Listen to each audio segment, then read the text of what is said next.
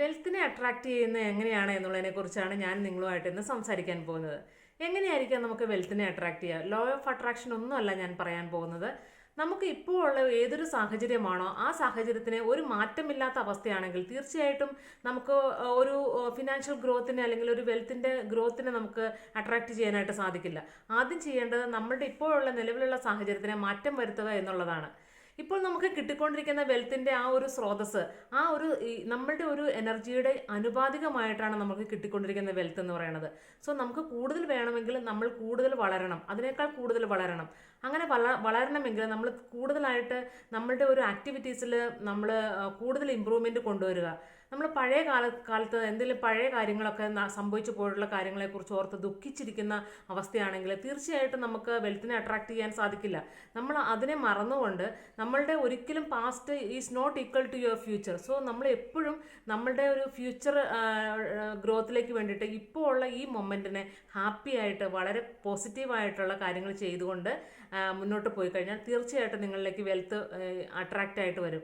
പിന്നെ നമുക്ക് എപ്പോഴും നമ്മൾ ചിന്തിക്കേണ്ട ഒരു കാര്യം എന്താണെന്ന് വെച്ചാൽ നമ്മൾ എപ്പോഴും നമ്മുടെ സറൗണ്ടിങ്സ് വളരെ നല്ല ഒരു സറൗണ്ടിങ്സ് കീപ്പ് ചെയ്യാനായിട്ട് ശ്രദ്ധിക്കുക. അതുപോലെ തന്നെ നമ്മുടെ എൻവയോൺമെൻറ്റിന് വളരെയധികം പ്രാധാന്യമുണ്ട്. നമ്മൾ ഇടപഴകുന്ന ആളുകൾ, സാഹചര്യങ്ങൾ, ഇതെല്ലാം നമ്മളുടെ ഒരു വെൽത്തിൻ്റെ ക്രിയേഷന്, നമ്മൾ വെൽത്തിനെ അട്രാക്റ്റ് ചെയ്യുന്നതിൽ വളരെയധികം സ്വാധീനം ചെലുത്തുന്നുണ്ട്. നമ്മൾ എപ്പോഴും നല്ല പോസിറ്റീവ് തിങ്കിങ് ഉള്ള അല്ലെങ്കിൽ നല്ലൊരു ഉണർന്ന് പ്രവർത്തിക്കുന്ന ആളുകളുടെ കൂടെയാണ് നമ്മൾ വർക്ക് ചെയ്യുന്നതെങ്കിൽ തീർച്ചയായിട്ടും നമ്മളിലും അത് പ്രതിഫലിക്കുമെന്നുള്ളതാണ്. എപ്പോഴും പഴി പറയുന്ന അല്ലെങ്കിൽ പരാതി പറയുന്ന അല്ലെങ്കിൽ എപ്പോഴും എനിക്കത് സാധിക്കില്ല എന്ന് നെഗറ്റീവായിട്ടുള്ള തിങ്കിങ് ഉള്ള ആളുകളുടെ കൂടെ ഒരിക്കലും നമ്മൾ ഇടപഴകാനായിട്ട് നമ്മളെ അനുവദിക്കരുത്. കാരണം അങ്ങനെ ചെയ്യുമ്പോഴാണ് നമ്മളും നെഗറ്റീവായി മാറും.